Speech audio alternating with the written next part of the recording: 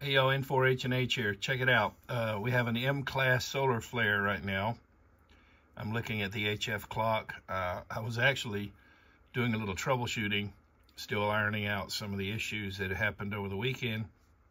And I'm taking some readings for the developers. And I noticed up there in the top right, I was about to change that pane from space weather. This one here, I keep it on space weather right here. I was about to change it just temporarily, doing some testing for the developers. And I noticed M1. It was actually 1.4, now it's up to 1.6. That's an M-class solar flare. It can disrupt radio communications in the HF spectrum for approximately an hour or so on the sunny side of the Earth. Now, we had one back in November, and I shot a video about it. I happened to capture it up to 1.4, and then it actually ended up at 1.5 before it came back down. So, you know, if I were to keep the camera on for an hour or hour and a half or so, we'd see that come back down into the C region. You have A, B, C, M, and X. And the scales are like, you know, up to 10 until you get to X. X could go... I don't know what the end is. I think I read that it could be exponential. But anyway, X is bad. X can cause power grid failures, even some health issues. M is mostly going to affect radio communications.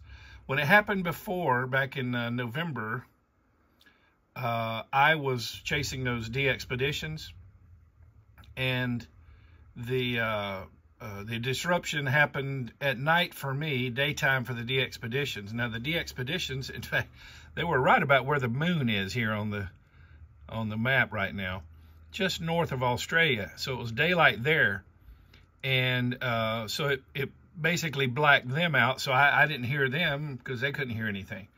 And then after about an hour and 15 minutes or so, everything was okay again. Now, this one's currently happening while I'm in the sunlight, because that orange dot there represents my QTH. And it has stabilized here the entire time I've been filming. It's at M1.6. Now, the solar flux index, 217, that's really good. You know, when it gets up near 200, that's great. It has gone as high as 227 in the past few days. But now, look over here. Here's an actual plot of it. And you can see it's been really, really low. And then with it, you know, that's within the last month. But now look at it. And you can see that right now is a little down from the last few days where it was, it got up to 227. Now, when that and the sunspot number both near 200, that should make for great propagation, unless you have a solar flare. We had one a couple of days ago, wasn't this bad. Oh, look, it's got to 1.7 now. Can you see that up in the upper right below the 217? But there was a solar flare, and although we should have had great propagation, it wasn't great. But now also the QRN, natural noise, QRN, N for natural noise, was also quite low. But now the KP, the planetary KP, that's not terrible. You want that number to be lower. 5 or higher is not great. And that scale can go up to 10. And notice the BZ right here, that negative 1.2. That is the interplanetary magnetic field vector.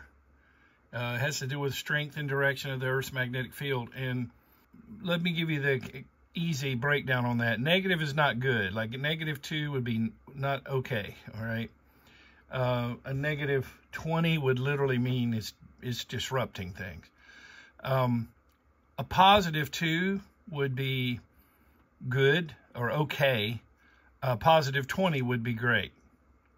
So there's you an idea of how to interpret that.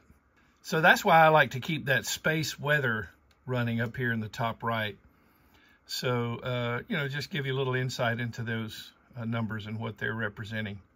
But yeah, M1.7 probably will have some HF dropouts due to that.